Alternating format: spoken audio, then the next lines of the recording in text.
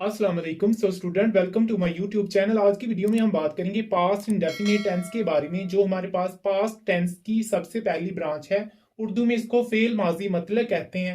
अगर हम इसकी आइडेंटिफिकेशन या पहचान की बात करें तो अगर किसी फिक्रे के आखिर में किया, लिया, दिया, गया या फिर था, ती थी, ते थे या अलिफ था, छोटी ये थी या बड़ी ये थी, इस तरह के अल्फाज आते हैं तो वो हमारे पास पास्ट इंडेफिनिट टेंस के जुमले होते हैं। अगर हम पास्ट इंडेफिनिट टेंस में फॉर्मूला की बात करें कि हम इसके अफर्मेटिव या सिंपल या मुस्बत जुमले कैसे बनाते हैं, तो फर्स्ट ऑफ ऑल हम उसमें सब्जेक्ट लेते हैं। वो कोई नाउन या प्रोनाउन हो सकता है। उसके बाद हम लोग सेकंड फॉर्म ऑफ वर्ब लेते हैं। और पास्ट इंडेफिनिट सिर्फ एक टेंस है जिसमें हम लोग सेकंड फॉर्म ऑफ वर्ब को यूज करते हैं। इसके अलावा कोई और टेंस या उसकी ब्रांच में हम सेकंड फॉर्म को यूज नहीं करते। उसके बाद है ऑब्जेक्ट। इसमें कोई हेल्पिंग वर्ब यूज नहीं होता जो हमारे सिंपल या अफर्मेटिव सेंटेंसेस होते हैं पास्ट इंडेफिनिट टेंस के।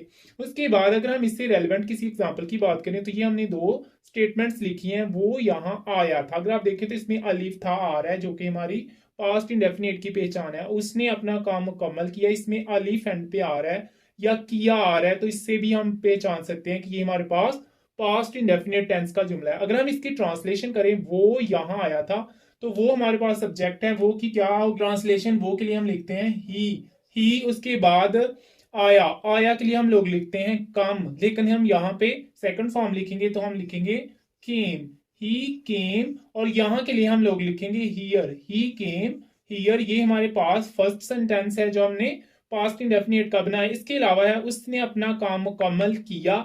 उसने के लिए हम लोग सिंपली लिख सकते हैं ही हम पहले लिखेंगे सब्जेक्ट। उसके बाद है हमारा जो सेकंड फॉर्म ऑफ वर्ब है मुकम्मल किया, तो मुकम्मल किया को हम लोग कहते हैं कंप्लीटेड, ही कंप्लीटेड। उसके बाद है अपना काम, तो अपना काम के लिए हम लोग सिंपली लिखते हैं his work, he completed his work. ये हमारे पास दोनों जो पास्ट इंडेफिनिट के अफर्मेटिव या सिंपल सेंटेंसेस हैं उसकी हमने बात की। इसी तरह अगर हम इसके नेगेटिव सेंटेंसेस की बात करें, जो हमारे पास मनफी जुमले होते हैं, ये हमारे पास मुस्बत जुमले होते हैं। तो नेगेटिव जुमलों में हम लोग सिंपल क्या चीज एडिशन करेंगे, डिड नॉट का एडिशन करेंगे। वैसे तो जो इसके अफर्मेटिव सेंटेंस है उसमें कोई हेल्पिंग वर्ब नहीं होता, लेकिन ये जो हमने डिड हेल्पिंग वर्ब लिखा हुआ है ये हमारा यूज होगा नेगेटिव एंड इंट्रोगेटिव सेंटेंसेस में। अगर हम बात करें नेगेटिव सेंटेंसेस की, तो उसमें फर्स्ट ऑफ ऑल हम सब्जेक्ट ही लेते हैं।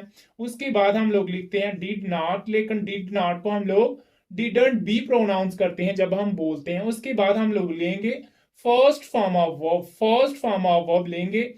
पास्ट इंडेफिनिट के जो हमारे पास एफर्मेटिव सेंटेंसेस है उसमें सेकंड फॉर्म ऑफ वर्ब होती है, लेकिन अगर हम नेगेटिव एंड इंट्रोगेटिव सेंटेंसेस की बात करें तो इसमें वर्ब की फर्स्ट फॉर्म यूज होती है। उसके बाद लास्ट में हमारे पास आ जाता है ऑब्जेक्ट, लास्ट पे हमारे पास आ जाता है ऑब्जेक्ट। अगर हम इसके रेलेवेंट कोई एग्जांपल की बात करें तो वो ये हमने लिखा हुआ है वो कॉलेज नहीं गया, वो कॉलेज नहीं गया या वो कॉलेज नहीं गया था। इसकी अगर हम ट्रांसलेशन लिखें तो फर्स्ट ऑफ ऑल हम लिखेंगे सब्जेक्ट, सब्जेक्ट हम लिखेंगे वो के लिए हम लिखेंगे ही। उसके बाद हम लिखेंगे did not, he did not. उसके बाद हम लोग लिखेंगे गया, गया के लिए यहाँ पे हम लोग गया के लिए लिखेंगे वेंट, लेकिन हम चूंकि बना रहे हैं फर्स्ट फॉर्म ऑफ वर्ब तो हम लोग सिंपली क्या लिखेंगे go, he did not go to college, he did not go to college. ये हमारे पास होगी एक स्टेटमेंट। इसी तरह अगर आप लिखें मैं कॉलेज नहीं गया तो आप सिंपली क्या लिखेंगे I did not go to college. इसी तरह अगर हम इंट्रोगेटिव सेंटेंसेस की बात करें जो हमारे पास सवालिया जुमले होते हैं जिसमें क्वेश्चन मार्क का एडिशन आता है, तो इंट्रोगेटिव सेंटेंसेस में हम सिंपली डिड को at the start of sentence ले आएंगे। बाकी ऐसा हमारे पास वही अरेंजमेंट रहेगी। जैसे अगर हम इसकी लिखें तो अरेंजमेंट होगी, तो फर्स्ट ऑफ ऑल हम लिखेंगे डिड, सबसे पहले हम डिड लिखेंगे। उसके बाद हम लिखेंगे तो हमारे पास सब्जेक्ट होता है, सबसे पहले हम डिड लिखेंगे, देन हम लोग लिखेंगे सब्जेक्ट। उसके बाद लिखेंगे फर्स्ट फॉर्म ऑफ वर्ब, उसके बाद हम लोग लिखेंगे फर्स्ट फॉर्म ऑफ वर्ब को, एंड लास्ट पे हम लोग लिखेंगे ऑब्जेक्ट को, लास्ट पे हम लोग लिखेंगे ऑब्जेक्ट को और साथ लिखेंगे क्वेश्चन मार्क। ये हमारे पास इंट्रोगेटिव सेंटेंसेस की अरेंजमेंट है। जैसे हमने ये दो सेंटेंसेस लिखे हुए हैं, क्या वो बाग में गया था, क्या वो बाग में गया था, तो हम सिंपली क्या लिखेंगे, सबसे पहले लिखेंगे डिड, क्योंकि हमने आपको बताया डिड जो हमारा नेगेटिव एंड इंट्रोगेटिव सेंटेंसेस दोनों में as a helping verb use होता है। तो हम सबसे पहले लिखेंगे डिड, डिड। उसके बाद लिखेंगे सब्जेक्ट वो है तो इसके लिए हम लिखेंगे ही, डिड ही। उसके बाद फर्स्ट फॉर्म ऑफ वर्ब लिखेंगे गो, क्योंकि जाना के लिए हम लोग लिखते हैं गो। डिड ही गो, आगे है बाग तो उसके लिए हम लोग लिखेंगे did he go to garden, did he go to garden, और लास्ट पे हम लोग लिखेंगे क्वेश्चन मार्क। ये हमारी फर्स्ट स्टेटमेंट है। इसी तरह क्या अली यहाँ आया, तो सबसे पहले हम लिखेंगे हेल्पिंग वर्ब डिड, उसके बाद लिखेंगे हमारा सब्जेक्ट अली, डिड अली। उसके बाद आना के लिए हम लोग लिखते हैं कम, क्योंकि हमारे पास कम फर्स्ट फॉर्म है आना की। और उसके बाद है यहाँ, यहाँ के लिए हम लोग सिंपली लिखते हैं here, did Ali come here.